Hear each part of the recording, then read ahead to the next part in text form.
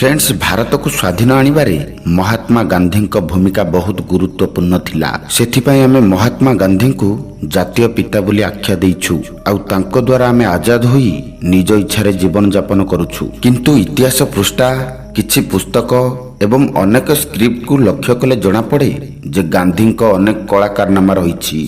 किछि पुस्तक रे एया भी लिखा जाइछि जे गांधीजी साबरमती आश्रम रे अनेक जवान महिला सहित उल्लग्न होई सोउथिले।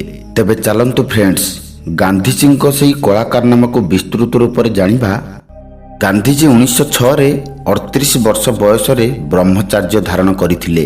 किंतु कौनसी व्यक्ति ब्रह्मचर्य धारण करिबा अर्थ कौनसी शारीरिक संपर्क एवं काम भावना ठारू दूरे रहिबा उचित आ गोटी आध्यात्मिक जीवन यापन करिबा उचित। गांधीजी ब्रह्मचर्य धारण करिबा परे एही सब नियम को पालन करिबार उचित थिला। किंतु आश्रम रे थिबा अनेक महिलांक गहन रे तांको चिंताधारा परिवर्तन हेबारे लागिला। गांधीजी को चिंताधारा परिवर्तन हेबा परे साबरमती आश्रम रे थिबा अनेक महिलांक सहित अश्लील कार्य करने को लगिले। गांधीजी नग्न महिलांक सहित निज शरीर मालिश करुथिले आउ तांको सहित पूरा राति उलग्न होई सोउथिले। सेही नग्न महिलांक भितरे गांधीजी को नातुणी मनुबेन भी सामिल थिले। गांधीजी को एही भली कार्य जानिबा परे गांधीजी को समर्थक निंदा करने को लगिले। एमिति कि गांधीजी को निकट रे रहुथिबा जवाहरलाल नेहरू मध्य गांधीजी को निंदा करिबारे लागिले। गांधीजी ब्रह्मचर्य धारण करिबार 1 वर्ष परे तांकर ओपिनियन देबाकू जाई एया भी लिखिथिले जे प्रत्येक नौजवान भारतीय कर्तव्य बाहा हुअंतु नाही आउ जदि कौनसी कारणवशतः बाहा होबाकू पड़े तेबे से निजर पत्नी सहित शारीरिक संबंध बनाइबा उचित नुहे।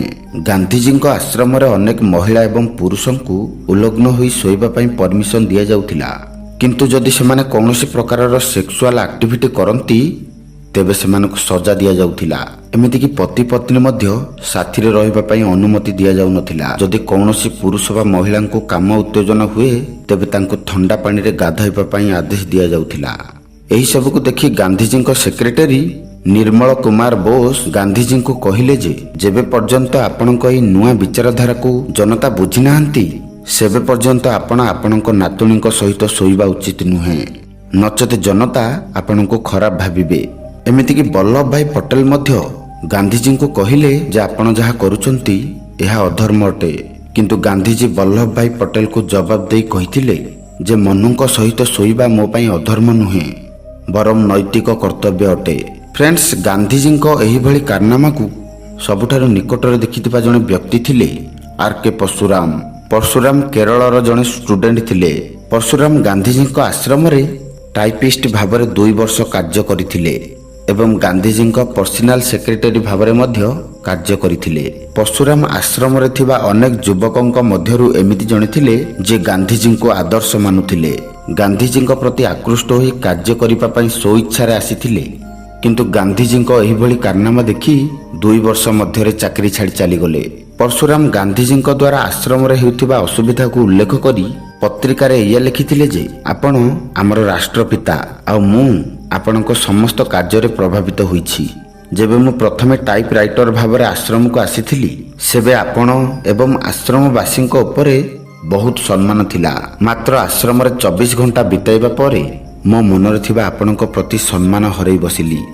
आपण महिलांक सहित गाधैबा एवं निर्वस्त्र होई सोइबा कार्य को मु दृढ़ निंदा करूछि।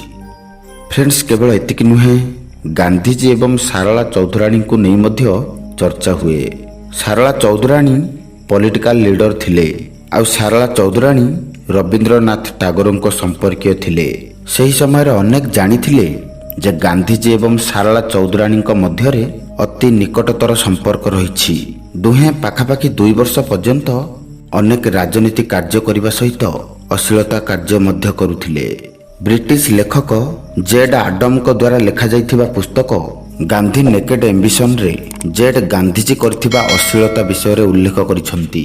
जेड लिखिथिबा ई पुस्तक रे गांधीजी को अनेक तथ्य खुलासा करिसंती। गांधीजी एया भी खुलासा करिथिले जे सारला देवी तांकर स्पिरिचुअल वाइफ माने आध्यात्मिक पत्नी। केवल सारला देवी नुहे, एमिति आहुरी जणे महिला थिले जहांक नाम बापूंक सहित बहुत भल भाबरे जोड़ा होइथिला। एही विषयर प्रमाण ଦୟାଶଙ୍କର ଶୁକ୍ଲାସାଗର ତାଙ୍କ ପୁସ୍ତକ ଅଧନଙ୍ଗା ଫକୀରରେ ଉଲ୍ଲେଖ କରିଛନ୍ତି। ଏହି ପୁସ୍ତକ ଅନୁଯାୟୀ ମହାତ୍ମା ଗାନ୍ଧୀଙ୍କ ଜୀବନ ଏକ ସାଧାରଣ ଲୋକଙ୍କ ଜୀବନ କଳ୍ପନା ବାହାରେ ଥିଲା। ଫ୍ରେଣ୍ଡସ୍, ଏହି ଭିଡ଼ିଓ ମାଧ୍ୟମରେ ଆପଣଙ୍କ ମନରେ ଥିବା ଗାନ୍ଧିଜୀଙ୍କ ପ୍ରତି ଭଲ ପାଇବାକୁ ନଷ୍ଟ କରିବା ଆମର ଉଦ୍ଦେଶ୍ୟ ନୁହେଁ। ଆମେ ବା ମୁଁ ନିଜେ ବି ଗାନ୍ଧିଜୀଙ୍କୁ ବହୁତ ସମ୍ମାନ କରେ। ପୂର୍ବରୁ ଲେଖକ ବାପୁଙ୍କ ବିଷୟରେ ଲେଖିଥିବା କିଛି ତଥ୍ୟ ଉପସ୍ଥାପନା କରିବା ଆମର ମୂଳ ଉଦ୍ଦେଶ୍ୟ। ଆମେ ଗାନ୍ଧିଜୀଙ୍କୁ ନେଇ କହୁଥିବା ବିଷୟଗୁଡ଼ିକର ପ୍ରମାଣ ଆପଣମାନେ ଆମ ଡେସ୍କ୍ରିପସନରେ ଥିବା ଲିଙ୍କକୁ କ୍ଲିକ୍ କରି ଜାଣିପାରିବେ।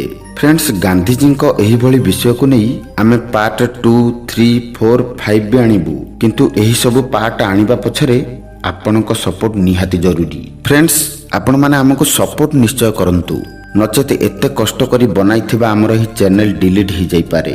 ଆପଣମାନେ ଆମ ଚ୍ୟାନେଲକୁ ବହୁତ ଭଲ ପାଇବା ଦିଅନ୍ତୁ। ଆଉ ନେକ୍ସଟ ପାର୍ଟ ଯଦି ଦେଖିବାକୁ ଚାହାନ୍ତି ତେବେ କମେଣ୍ଟ ବକ୍ସରେ କମେଣ୍ଟ ନିଶ୍ଚୟ କରନ୍ତୁ।